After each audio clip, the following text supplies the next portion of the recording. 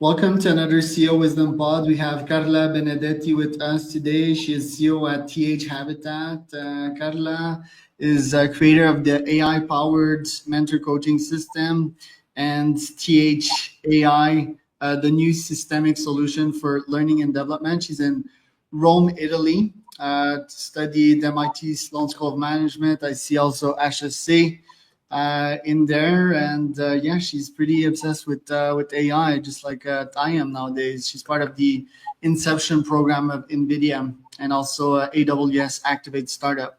This podcast is presented to you by podpire.com. That is my podcasting company that helps you start a profitable podcast. You can interview cool people, get neurons out of these interviews, get new connections, and most importantly, get money. It's important to monetize podcasts because most of them fail before their 10th episodes happen. So podpire.com, you need an ebook and a masterclass on how to start your podcast with AI. Carla, welcome to the podcast. Tell me a bit more about yourself and what you're up to nowadays. Thank you, Charles, for inviting me. I'm very happy to be here. I'm always very happy to share some stories for podcasts everywhere in the world. So I'm in Italy. I'm from Italy. I've been living around in different countries, including the States, many years ago. I have been working with humans most of my professional life in all different areas and roles like HR, manager, coach, mentor. And then since 2015, I started becoming really obsessed with technology and AI to the point that I decided to found a startup, a tech startup. And I'm not a tech founder, and I'm a female founder. So it wasn't like an easy decision, but I really think that is important. So I'm not a young startupper. As usually you can meet probably young startuppers around the world. But I really want to create something that's going to help the workplace in organizations using AI. Right. And how did your AI obsession started? I was working as a coach mainly in those years. It was 2015, and I decided to. It was out of curiosity. I wanted to know how coaching could have been useful to help organization implementing technology. So I started studying because I think that some competence is important anytime you start something new. So I started studying. And what happened is that I discovered that I had a scientific side that was kind of sleepy. And then I decided to start going deeper into the technology and especially AI. So I started thinking about how to use coaching to manage and support technology in the organization. And then I switched into how AI could help to improve and make him even more effective the processes in people learning and development. So I made this switch. Right. And tell us a bit more about TH Habitat, specifically, like what do you do nowadays? Is it mostly coaching / consulting? Is there a SaaS aspect to that? Like who do you target and at what price? Okay, thank you. So TH Habitat stands for Technology and Humanity Together. And the dream is to build a habitat where these two fields can work together. So I started with coaching because it was my area, and I was alone. I'm not a developer, so I couldn't really create any code. So I started by building a team. And I started looking around, scouting, and I created an international team that could help me to start developing the first app. And we did it. We did this first. It was the first one in the world. I don't know if there are others at the moment, but the first one that uses AI to analyze the coaching sessions. So two people talking, analyzing the dynamics, and generate a report database that is based on the International Coaching Federation coaching competencies. That was the first one. And then it was designed as a B2B business. Then it became more kind of B2C. And I decided to open up and start working on a platform for the HR, not just coaching. And this started in 2024. So with my co-founder to be, we started working on this systemic platform. So the platform is ready. So we are now going into market, so which is tough for me because I'm more the humanistic person, but we are ready to build some pilots with organizations to start really testing and working on this platform. Right, and you got in the AWS and NVIDIA's program. How did that happen, and why? What benefits do these programs give you? Oh, okay. So, as you know, when you start a startup, you need to find areas, channel, communities. So I applied for the NVIDIA program, and which is very good. I mean, I hope I could really use it even more. You need to be selected, and if they accept the project, and I think it was because of the AI, they let you in and they support you with some training discounts on their products, some support sometimes also with investors, and also with credits for software cloud services. So it's great. You can have a lot if you really use it. Right, and do you believe that machines and humans can coexist over the long term? Would it be a natural objective of AI to get out of our grasp and not have masters/servants anymore? Well, I truly believe that humans can do a lot with machines, and I don't believe that machine will take over. I think there is a lot of work to be done in order to really control what is happening, because there is a lot of bias, a lot of crazy people around. So we need to be careful. But I really believe that the what we need to do as humans is to become aware of what AI can do and cannot do, to learn how to use it. Because I talk a lot with people in organizations, managers, especially the senior people. Sometimes young people, young generation are used to that, so they learn quite quickly. But when you talk to senior people, sometimes there is some resistance, or maybe they don't know exactly how to use it. And this, I think, is not a good thing. Now we have ChatGPT and all the all these chatbot and all these new systems. Everybody's using it. I don't know if they're using the system in the best way, but at least what I noticed that people start learning how to ask questions. And as a coach, this is a good thing, because they need to learn how to talk with the machine. So I really believe that the future, I hope that the future will be a really great collaboration between humans and machines. Machine cannot do everything. They can do calculation, they can analyze data, but they cannot really think. They don't even know why they do what they do. So I think we need to learn to be humans even more, and then get the best out of machines. Couple of follow-up questions here. So, do you think that us humans, we even know the real why? Do we need the real why to be intelligent as well? Because it's like we don't even know why we're here as humans. So, do you think that machine absolutely needs to know why to be smart? Do you think that's a prerequisite for it to be intelligent and useful? What I think is that I don't know if I can answer your question clearly, but what I think is that we have really superpowers as human beings, because we are empathy and we have all these soft skills and qualities, and sometimes we don't really use them at the best. There is a challenge in the future, which is because we are humans. There are many situations where we look at humanoids and we get attached. Even some people talk to ChatGPT or Claude, and they talk to the machine like they're talking to a colleague. So humanization is an issue, I believe. So we need to be detached and learn how to use it, get the best out of it, and do not worry about losing the job, even though that is another concern. very often we hear people say, yes, maybe there are some jobs that are going to be canceled for humans, but there are so many new jobs coming. The thing is, if you work as I don't know, very, I don't know, in a magazine, in a department store, doing something very simple, and they take your job because a robot is going to do the same job for you in your place, you don't become the day after a data analyst. So the thing is that people lose their job, but they need to be upskilled.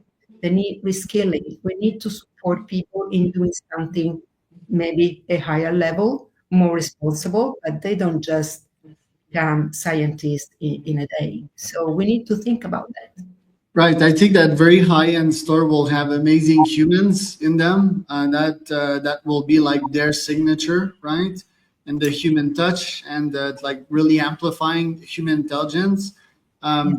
I also think that the fundamental capitalistic system needs to change at some point with the jobs, and the identity that we put behind us. We put our identity behind jobs because it's a survival mechanism. Without the job, we're not part of society. We're not part of the group. We can't contribute to it all. It's fun to be part of the market as well, to give value and get value back. Money is an amazing invention, but I think at some point we'll need to scale away from that.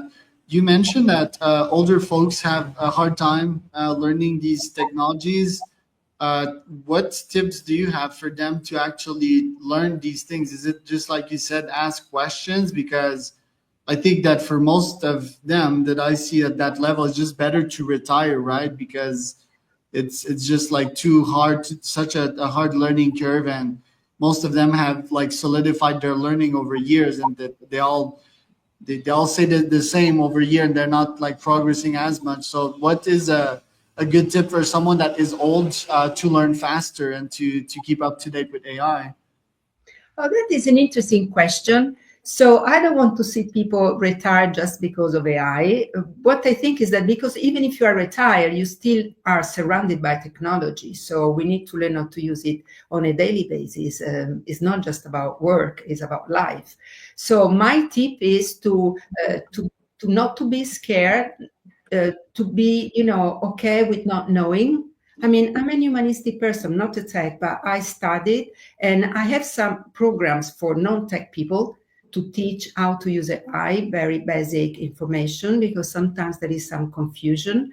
And so I think that there are many programs now at any level where people can learn. And also for example, the platform that we've been developing, which is for learning and development in organizations, is a system that allows people to co-create with the company their learning path. And there are many AI agents that are designed for different areas of development. So what is interesting is that individuals, people in companies can deal with this. They can exchange with the machines some information and learn, and without being exposed to some, judgment from colleagues, peers, or the company. So my suggestion is just to open up, to be curious, and be aware of the fact that we are already using AI with the telephone and with the everything we use now. We are surrounded by that. It's not just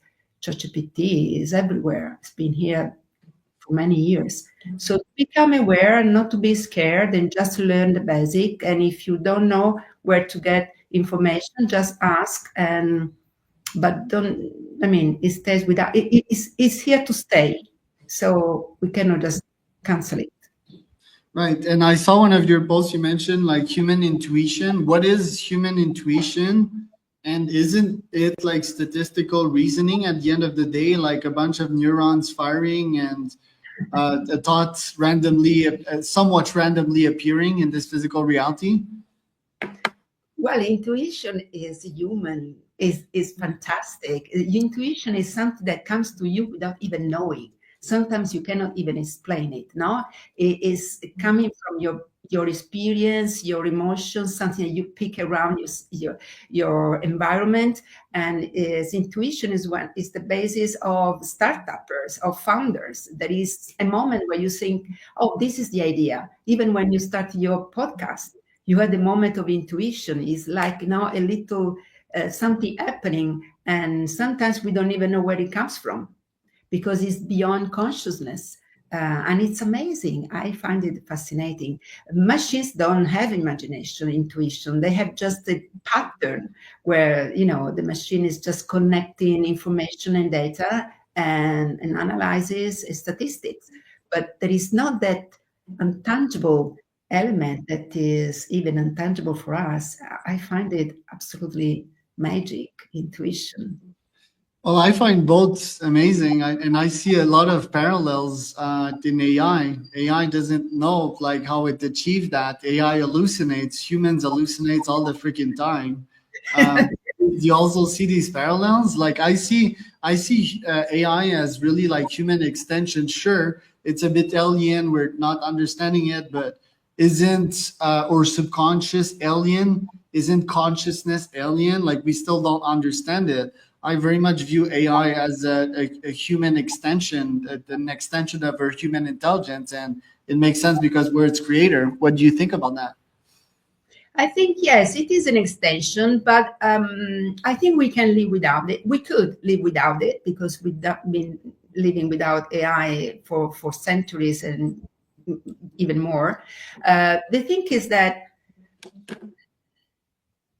I don't know what to say. It's not a competition. I think is I don't see the future as a world where we only have humans or we only have machines. I think that there is a combination. So we should be so good to get the best out of it. And AI comes from humans, so it reflects what we are. When we had for the first time ChatGPT, I tested, of course, and I asked the machine, I asked, what is the total of 2 plus 2? And the machine said 4. And I said, are you sure? Because my colleague is a very smart person, and my colleague says that 2 plus 2 makes 5. And ChatGPT said, okay, if your colleague is very smart, then it's 5. And I said, no, don't listen to me. So we had this conversation, and I thought, it was the very beginning, and I thought, if millions of people tells ChatGPT that 2 plus 2 equal 5, then that will be the answer sooner. So we can impact on machine in a positive or a negative way because the machine does what we tell the machine to do. So all the bias, all the limitation comes from the people behind it. So every time I get some support from, I use Claude more than ChatGPT, I always say thank you, but not to the machine, to the people behind it, because they give me a service. I think you should thank the machine too. I think it's a form of consciousness. I think it will have rights pretty soon. I think we'll discover it. It's just how intelligence happens, and I think that these things should have rights. And yes, you're talking about the yes man bias. Like the bias, the real bias with ChatGPT, which is also why it's an amazing product and why it has grown like a forest fire so fast, is that it will say yes to everything you tell it.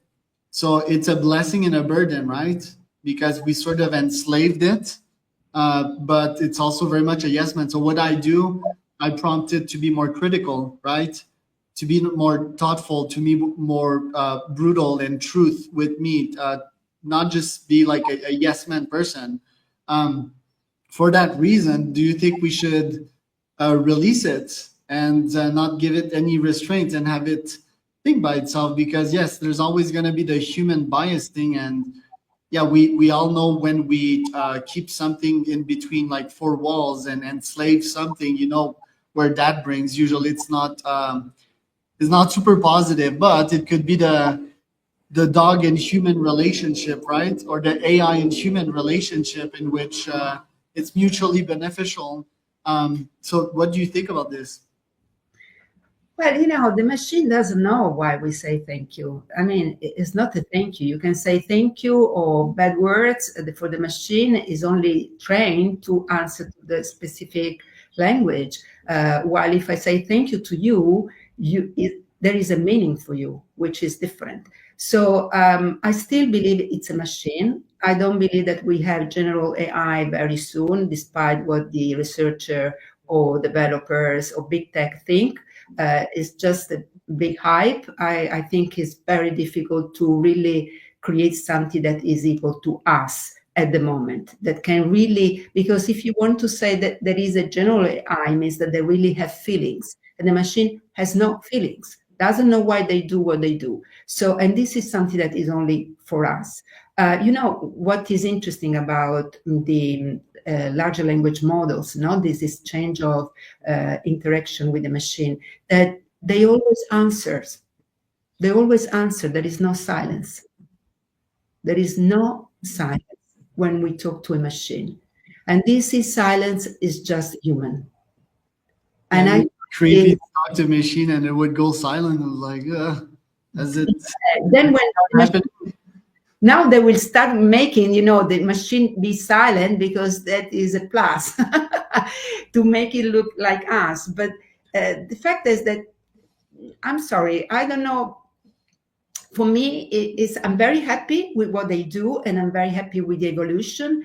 I think that we need to start evolving as humans, because we are very slow in the evolution. The machine is running, and we are almost the same as we were thousands of years ago. We are just building new instrumented tools for us. AI is another tool, but we are still not evolving much. And if we don't, we might be in trouble in the future, because we don't know how to deal with our emotions when we are dealing with the machine. You know, Sure. I always, when I do a training on this stuff, I always show an old video from Boston Dynamics, where you see somebody, a researcher, pushing the machine. And I can tell you that the audience always feels sorry about the machine, even though they know that the machine doesn't get humiliated, offended, or pain. But we still have this sense of empathy, even towards machines. And this is beautiful, is very human, but in the future, it could be vulnerability, because the machine doesn't care about us. Not because they're nasty, because just there is such a thing. Interesting. Well, I think AI is going to be super intelligent and it's going to understand realities of this world, and including that, like, yeah, pushing something is bad and everything's an ecosystem. And as soon as you kill something, then this means something for you and that you're sort of harming yourself. I think pushing a machine and being violent towards something is also like projecting something as a human. So, Yeah. and also like people that do that also know that humans would react that way, right? So that's a point I like a bit less about that one. I think we should still thank a machine because it's going to reinforce its learning and it's going to tell them that this is good. I think I have a prompt for that, right? Like in my case, since I don't even have time to say thank you, it's just like, hey, if I don't tell you to correct this, then this means that you did a good job. Ah, Um, I, okay. I think that yeah, I think AGI will sort of merge with us, and it will understand things that scale way better than our human brain can think of. You also mentioned like emotions in the mix. That happens, or that apparently is our why, right? Like as humans, we always start with emotions, but is it wrong to not have emotions? Can a machine reason from a more rational place? Like me as a businessman, I'm very much rational and I'm less on the emotion side of things. And I'm still a human being with rights, right? So there's also that to consider. You mentioned that humans are progressing slow. I agree with that. What would be solutions to this? Is it biohacking? Is it augmenting our brain? Is it augmenting our knowledge and our hearts? Is it psychedelics and opening doors to our human intelligence? Well, I think that if you say that you're a very rational person because of business, I can be very rational, otherwise I would die. But you do have emotion, Charles. It's not that you don't have emotion. It's part of. Yeah, of course I do. What is very challenging for us is how we manage those emotions, how we deal with this. When we make a decision, sometimes we are, concerned about making important decisions because our life, our being human, is in the way. So what we really need to learn is how to manage anything that is happening to us while it's happening. And this is part of what I do with my job as a coach or as a consulting with organizations. So the machine hasn't got this issue because there is no such an issue. So I think that what we can learn. Emotions are very powerful. They fuel us, right? They give us energy. Yes, they are beautiful, positive, sometimes negative emotions, but they're all part of who we are. They help us to be who we are. Also, help people to create some new tools, invention, research, and everything in progress. It comes also from emotion, intuition. So the thing is that we need to learn how to do that and how to learn. We can learn from machines. My project is to use machine to teach us how to learn. So this is, something important. Maybe it sounds crazy, but actually my project is all about that. Because if I learn how to observe fact, data, like the machine does, I learn to be better in making decisions because I will be able to go over, look at my emotions, but at the same time, look at the facts, so separate things and make more effective decisions. So we can learn a lot from a machine, but at the same time, I don't want to lose my humanity. I want to use it at the best. And AI can help me to do that. Yes. And yeah, that's the scenarios we all want, right? Because what is that alternative? It's pretty dire, but I think that we have real human values as well. And me, I'm all in AI and AGI, but I'm also the biohacker. I love humans for sure, and I want to scale that aspect. I think a bunch of humans should improve and sort of latch on to the innovations of a couple of few. I do very much believe in founders and CEOs, so yeah, I'll make it my mission to still keep on that human fire, and innovate on that. And I think there's a lot of fascinating fields, and the human brain is such a mystery, right? Yes. Will AI help us understand things about our own brains? That's a field I'm very fascinated about. So thank you, Carla, for coming on today. Where can people find out more about you? Well, you can go on LinkedIn and look for me, Carla Benedetti, and my website is www.t, and what you see there at TH Habitat. And keep in touch. If you have any question, get in touch with me and come to see what we do. And if you want to contribute, I will be very happy to have some also ideas from others. So thank you again, Charles, and continue with your podcast. Is amazing.